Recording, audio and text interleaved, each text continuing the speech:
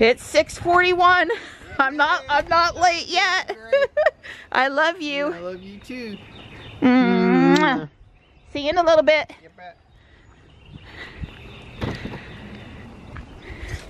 Good morning, Ruby. So far we're on time. We've got a little bit of sunrise color coming up in the sky. It's 53 out there, a little warmer than they thought it would be today. They thought it was going to be in the 40s, and it has the promise of being a really nice day today.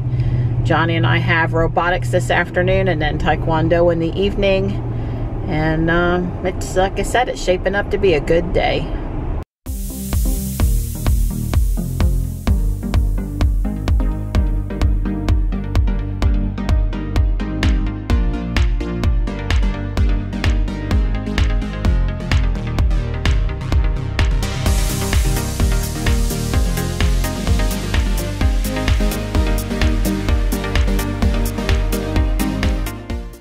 You have a good day, buddy. You too, Mom. I'll see you later. I'll see you for robotics.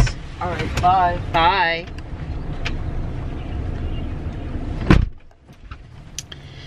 I am going to mention a controversial subject, I guess, for a second that has nothing to do with Tesla. And I'm really not trying to start a debate, and I'm not trying to twist your arm into doing anything. I'm just throwing some information out there, and you can ignore it or act on it.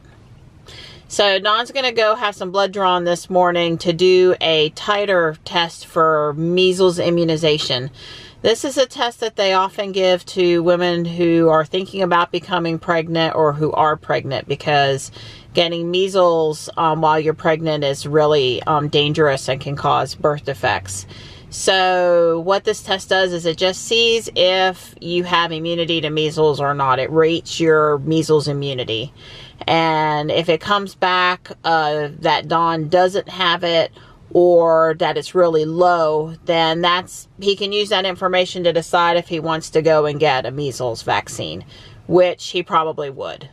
But it also keeps you from needlessly getting a measles vaccine, an immunization, those chemicals, whatever, when you don't need them.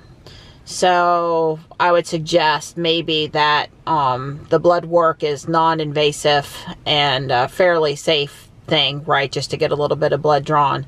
And then you've got some information out there. So I know that in college, they suggested all of the students on UNC Charlotte campus get revaccinated. This was in probably 86 or 87. And that I did receive an adult vaccination for measles, which is not typical. And that then when I was pregnant with the boys, I had the titer test run, and that I had really good immunity. So I'm not seeking doing anything additional at this time, because I think, you know, I'm probably okay. But I was a little worried about Dawn, because it can be pretty serious for older people to get that. So I know vaccination is a really controversial subject. And again, I am not trying to start a huge debate. But Dawn didn't know there was a test to see if you have immunity or not. And maybe you know, some subset of the population that's never been pregnant wouldn't possibly know that that's a test that can be performed. And so I'm just throwing it out there for your information, and you can take it or leave it. It's, you know, every night in the news they're talking about measles, and I know that there's a lot of hype, and when you hear the same story night after night, it can, you know, cause anxiety and stress where maybe none is needed. But, you know, I just wanted to be safe with Don, and I appreciate him making the phone call to go get and going later this morning to get the test done. Hi, Gray. You're such a sweet girl. I've got bacon cooking, and I'm taking just a minute to come out here and see my sweethearts. Hi, Tux. You know what time it is. It's time for robotics over at the school. And it's time for Don to go for his run. Well, you represent there in that shirt. You represent. Yeah, that's right. Sure do. Make sure to wave at our neighbor in the blue Model 3 if you see him. Probably will too. Yeah, exactly right. Don says when he came up here to go to the doctor's office earlier today that they were in the process of setting the cones out, and that they actually accidentally had the cars running, you know, basically set up for a head-on collision. They are working on the turn lane for this new development going in over here by the Fuquay Library, the new Fuquay Library. So there's actually one spot up here that Don complained to Fuquay about a few years ago, where there's not enough shoulder for bikers to safely get basically from South Park up to the Walmart.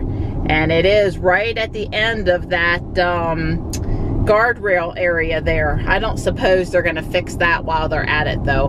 Dang. I have to say that there is some improvement to the amount of pollen in the air. I didn't notice any yellow haze today. Downtown looks nice and clear. Don't be totally fooled though. You let the car sit outside for the smallest amount of time and it will definitely still have some pollen on it. But it's improving now at least. I'm missing an EX raid that started at South Park at 1:30 to 2:15. I just couldn't swing it and get over here to the school on time. Maybe the next one. Parking is very limited again. There was a street spot there, but yes, my spot up here in the front is available. Thank you. I'm just confirming that I do have cabin overheat protection on. I knew that, you know, at least last summer when it mattered, I had it on. And I'd like to make sure Ruby doesn't heat up too much. So should maintain the car under 105 degrees.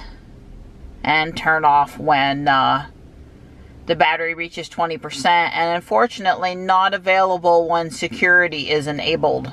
I guess I'd love to hear an explanation for that. Must have to do with movement in the car or the noise, I guess, of the air conditioning being on. That's all I can think of. But at any point, I probably will I'll try to remember to turn on the air before Johnny and I get back, because it's 78 out there and the sun is coming in. Now I put up these top shades, but I don't have a front shade. Not with me. I could, I have one, I could get it. I pulled down my camera. I don't like doing it, but it's just, you know, right into the sun. It's just too hot. So, but everything in the car should be okay while I'm away.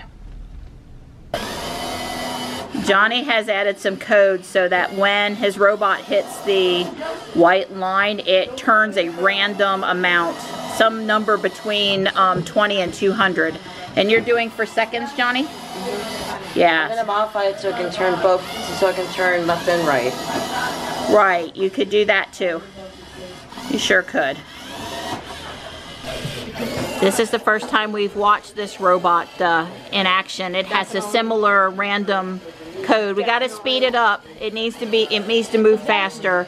It's moving like a turtle. We want it to move like a rabbit. But the random stuff's working. So it's important that our robot not be more than 2 pounds 2 ounces, and you are right on the border there. So we probably need to remove just a couple pieces.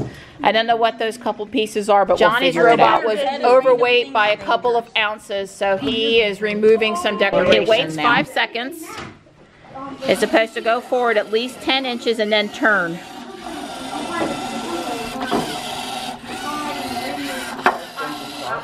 It's working. This robot doesn't have the code with the random number generator for the turn. And it is scaring me just a little bit that it goes as forward as it does. I would say you're front heavy a little bit, but you might be able to add the crane bricks to the back of it somehow. No idea which one of these is going to win. Oh no! And the winner is Johnny. Oh no, well, that would be a winner. It would count. Sorry. I think that it was started too far forward. Oh. Go, go, go! How's it? Oh, go! Oh, we escaped. Oh, wow. Oh my. Okay, yeah. Now let's see if Johnny's robot has any pushing power, because now he's in the lead. Oh, it backed him up. Oh! Your robot, Johnny, is got great movement, and I love the size of it and all that other stuff, but it's not able to make the hill push, and I don't know what we can do to fix it. Let's go. Oh! Go. Come on. You know what we probably need to Go. all the... Go. Yeah! I didn't remember to turn the climate on, and we did load up so the back was open, but it's at 100 degrees in here, so it's not too bad. It'll cool down quick. I really meant to do that the last 10 or 15 minutes, and I just was busy. Johnny and I are just past the Mechanical Boulevard, Highway 70, US 401 exchange. That, when we get there, it's kind of like we're done with downtown Raleigh, and we're starting the easier part of our ride back to the house now. But anyway, there was like a ton of gravel down in the leftmost turn lane from 70 onto Mechanical, and just a lot of gravel. And then of course it sort of was drug into all the other intersections, so I was not happy to see a lot of gravel down on the road. Come on guys, in your dump trucks, don't be moving down the road when the back not fastened properly, or not having the tarp on the top, or whatever it was that caused all of that gravel to come down. Don't do that fast. I think you'll like this car, Mr. Don. The right color, And it had the right team. it did. Don's having a paperwork kind of a day. Yeah. Hey, Mittens.